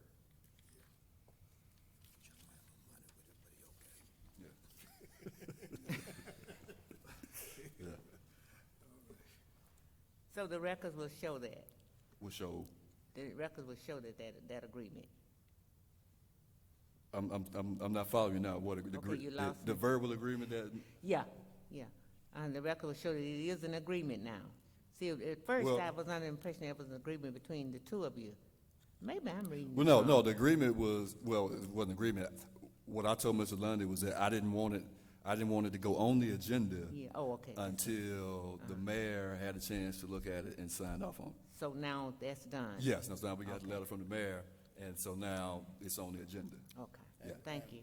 To this board, just for the record, we could not go forward unless we had approval from the city of Birmingham and from the mayor. We could not go forward, so that's already written into the regulations, and that we have to meet with the residents, we have to get their support, we have to talk to the residents, and we have to meet with the resident leadership of the site that's been affected. We have to get approval from the city, from the mayor, and then we bring it to the Board of Commissioners and get its approval before we can send it to HUD for consideration for the demolition application. So just so that we're clear, there's no housing authority in this country can go forward and submit an application without going through the local government to get approval first. Mr. Vice Chairman, Chairman, can we stop being redundant and go ahead and pass this motion? Amen, I second that. Oh, Mr. London was speaking. I don't want to cut him I off. understand we're being redundant, we're saying the thing over and over again. This time, let's go ahead and move on with it. Yeah, I think he just wanted to make a statement of clarity. Just want to make sure you know, that everybody I understands. Okay, so we had, the motion was before us. We had a second. We had unreadiness by Commissioner Jackson. Since it's been moved and properly second, all in favor? Aye. All opposed? All right. All right, thank you, Commissioners. The next item on the agenda is the approval to use unrestricted, non-federal funds to resolve routine maintenance and/or structural repairs for 13 units at Tom Brown Village and enter into a service agreement with Firehouse Shelter Ministries for such units. And so, as you recall, we brought this action item before the board on last month for Firehouse Ministry to utilize 13 of the 22 units that will be transferring to Farrington Apartments. And so during our last board meeting, there were some questions concerning the agreement, and so we distributed that agreement on last week. And if you have any questions about that, I'll be happy to answer those questions. As well as we reached out to Ms. Davis, the CPAB president, to get her feedback, as well as the resident council president, Ms. Sturdivant, and Commissioner Lewis. And so much of their feedback was the same, which they support the Firehouse Ministry utilizing these units so that they won't be vacant and boarded up and possibly become vandalized. But the concern was more so, or the comments were centered around making sure that there was security on site for this particular program. And so there will be 24-hour surveillance of all the participants in this program. There will be security on site, as well as a case manager and a program assistant. So are there any questions regarding? So I think at the last meeting, my concern was that I wanted to see a copy of the MOU. I did receive the copy of the MOU. And so I think that was really, and also, of course, you said that you met with the CPAB and the neighborhood leadership. So I'm perfectly fine with proceeding. I've read the MOU. I think the MOU is adequate for what we're trying to do. I think it falls in line with what I was expecting. So I don't have any objections to this motion, to this resolution. So, yeah, Vice Chairman. And Mr. Chairman, being it was in committee meeting with all of this, and it was clarified, and everything was understood, I'm ready to move forward on the project too at this time. I second. All right, if I can entertain a motion. I make a motion that we approve the small area fair market I'm sorry. Number two, approve to use the unrestricted non-federal funds for the units at Tom Brown Village. Yes, sir. Okay. All right. Can I get a second? All right, it's been moved and properly second. All in favor? Aye. All opposed? All right, that item's approved. All right, thank you, Commissioners. That item is a part of our RAD closing for Farrington and Tom Brown. The next two items are also associated with the RAD closing. As I stated earlier, Tom Brown will be, a portion of the units at Tom Brown, 22 to be exact, will be transferring to Farrington. And so next on our agenda is the approval to authorize the closing and funding of Farrington Apartments. And so what this request will basically do is allow our President and CEO to execute closing documents needed for HABD to basically acquire the property. And so if you recall, in July of 2018, the board approved for HABD to enter into an MOU with Arlington Properties to acquire Farrington, and for HABD to commit $4 million to the project. And so HABD will basically assume the debt on this property, which will be around about $3.4 million once we assume the development. And so that $3.4 million will actually be forgiven once HABD takes ownership of the development. So that becomes basically a wash, and that's because HABD through Magic City will be classified as a qualified nonprofit organization. And so as long as we continue to preserve affordability, that debt will be forgiven. And so HABD will ground lease the development to the tax credit partnership for about $3.4 million. And that $3.4 million will be repaid back by the tax credit partnership through the cash flow of the property, a portion of that. And so $2.5 million of that will be paid upfront, and the remaining portion will be paid through the cash flow of the property. And so HABD, at the end of the day, will only commit $4 million to this project to assist with the renovations of the 104-unit development. The renovations will be completed, and the project will qualify for the National Green Building Standard Gold designation.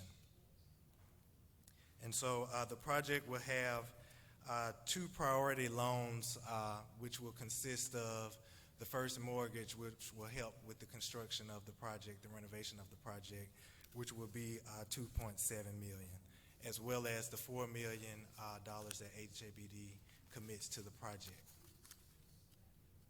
Yeah. I just have one question. Didn't we approve this already?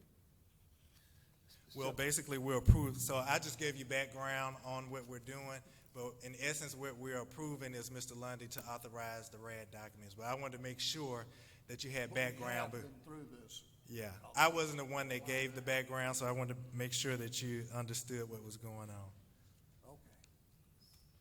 Okay. So the $3.4 million, I think I understood you said that would be forgiven? Yes, sir.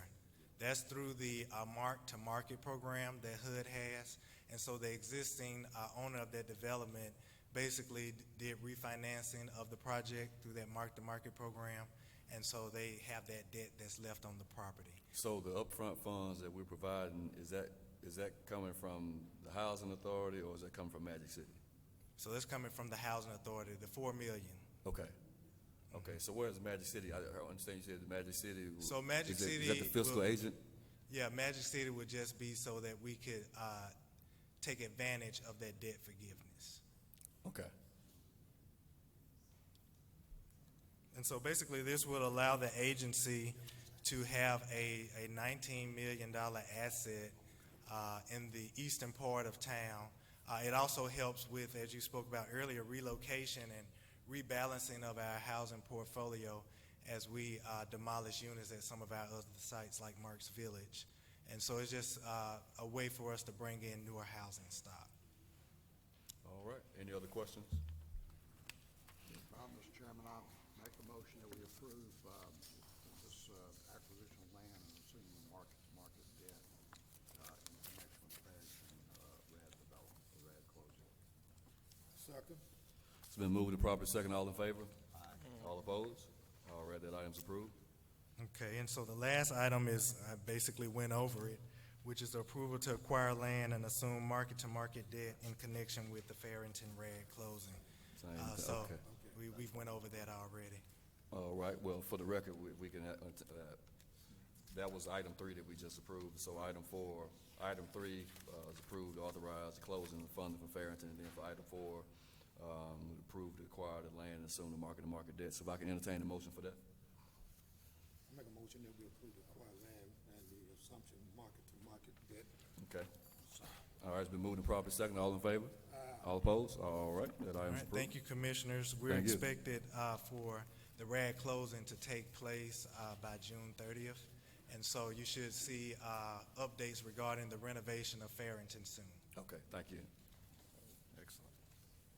All right. So we have presentations by persons desiring to speak before the HABD Board of Commissioners. We have Ms. Willeen Body.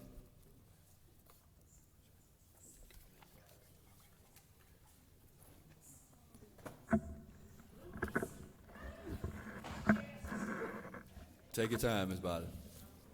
I'd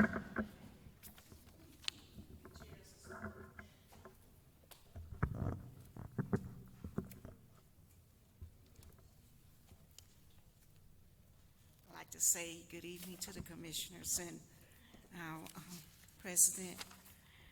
I see that the authority has money, and if they don't have it, they have ways of getting it. So I have one question. What are you going to do about Illerton? And up under that question, our air condition situation still exists, where we've had residents that have to go out and purchase window units, which they aren't supposed to have. They're supposed to have central air, and we still don't have it. And then the last is the completion of the units in Illerton. That's my question. I told Commissioner Davis, he said he may not have an answer, but by next meeting, you ought to be able to tell me something. Thank you. So, Ms. Body, I was speaking for me. Mr. Lundy might be able to answer that question today. No, we're right, not so gonna put. I'm gonna pass. We're not gonna put him on the spot. No, we're gonna put him on the spot. Yeah, we're gonna put him on the spot. It's been a long meeting. No, it's and, okay. We got time. It looks as if we still have two communities there, whereas you all have not completed your work in Illerton. My residents are still waiting. And then when you did do phase 3, which was unfair, you moved in people that were not residents in that community to have top priority. I think that was unfair. People that have been there, especially some of our people that pay rent, should have had top priority to move into the phase 3. Also, we're still waiting on those 2 buildings to be torn down. The last I heard was that it was something pertaining to the city that you all were waiting on to get them torn down. Well, do I need to go down there and get in front of the mayor and bring that question up, or can you all continue to get that done?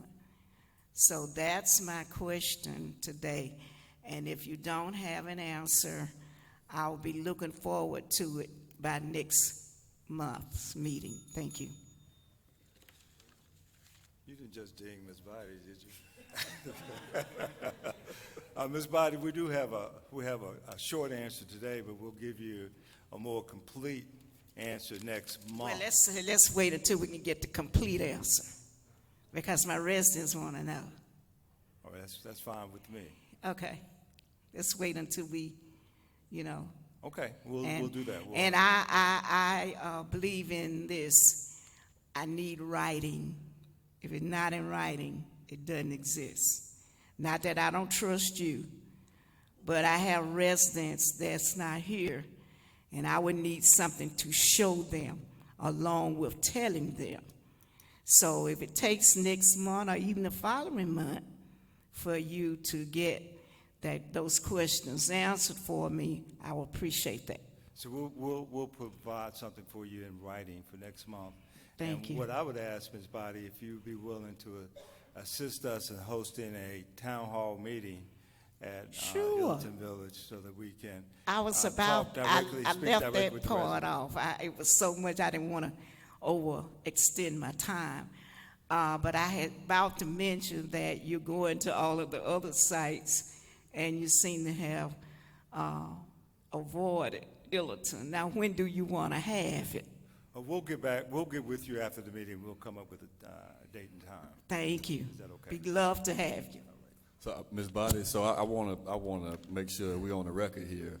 When we are doing our summer tour, we want to try to get to each and every site during our summer tour. I made the recommendation to go to Illerton. I was told that there was not any place for us to have the meetings there.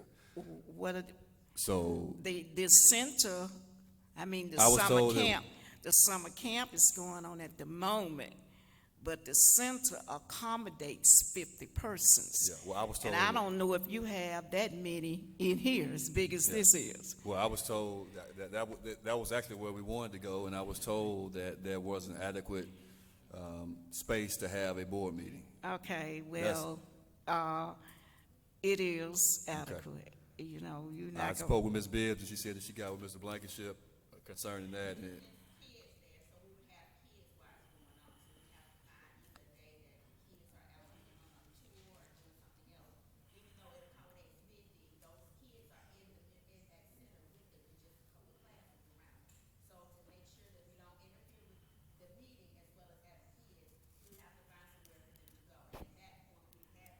That's a good idea, okay. right?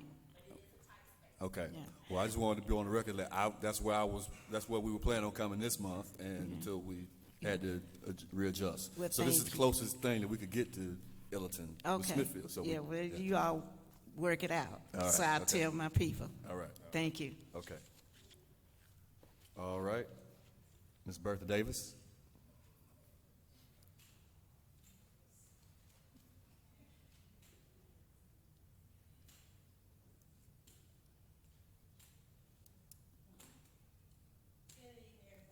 Good evening. This is something that's personal that I'm bringing. I talked to Ms. Fields about it. And I wanted to bring it to the board so you all can sit down and talk about it. We're having all these programs and that you want to bring in, but you haven't went and talked to the residents. I think we need a real social worker to come in. And each resident needs to come in so they can find out what is it that you need, how we can help you move forward. What is it that we can help you with your kids? Until you get personal with them and they feel like we care, they're not going to come and attend our programs. It don't make sense to keep having them and nobody's attending. You do have some that come out, but we want all of them to come out. And you talking about Southtown and going into home ownership, they're not even ready. 300 of them don't even work right. So we need to get personal with them, let them know that you do care about them. That's what they need to feel and know. And until you do that, we're going to continue to have this same problem. I'm just bringing it to you because we sit down and we talk to the residents. We said we're going to be a team and work together.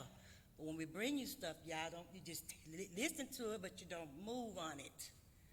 So I'm coming to you today, asking that you sit down and just think about it, because we need somebody that they know that they can trust and that they can help, and can find programs to help them move forward in their life. Thanks. All right. Thank you, President Davis. All right, Gloria Sanders.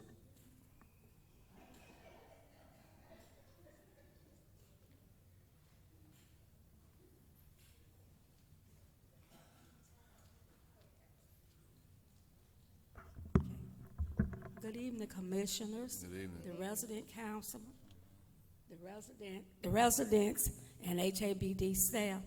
First of all, I would like to thank Ms. Brantley for a good job this summer for the summer camp. She did a great job, and we love it, even though we have a tremendous amount of kids this year. We thank you, Ms. Brantley. And next of all, I want to speak about my manager, Miss Leonard. She's doing well. I wonder sometime, do she ever get any sleep? Because when you look around, you see her. She's been trying to keep the community safe, and she's doing a good job. And for the policemen and the sheriff, they've been right on time. When I call them, when we have an incident, they be right here. And we want to thank you all, the commissioners and the staff, for a great job, well done, right here in Smithfield. I can't speak for the others, but we thank you all. Okay. Okay. All right. Thank you.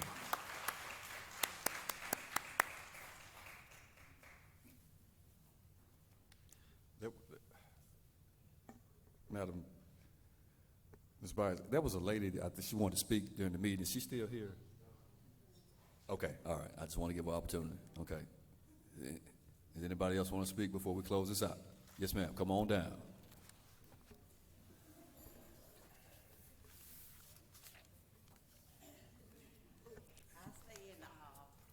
Smithfield project, but I help them clean up, but they need to get some of them young folks to clean up and do their community service. They living in here free and throw pampers in folks' yard, and I get tired of that every day. Y'all need to do something about that. Yes, ma'am. Yes. Thank you. All right. All right.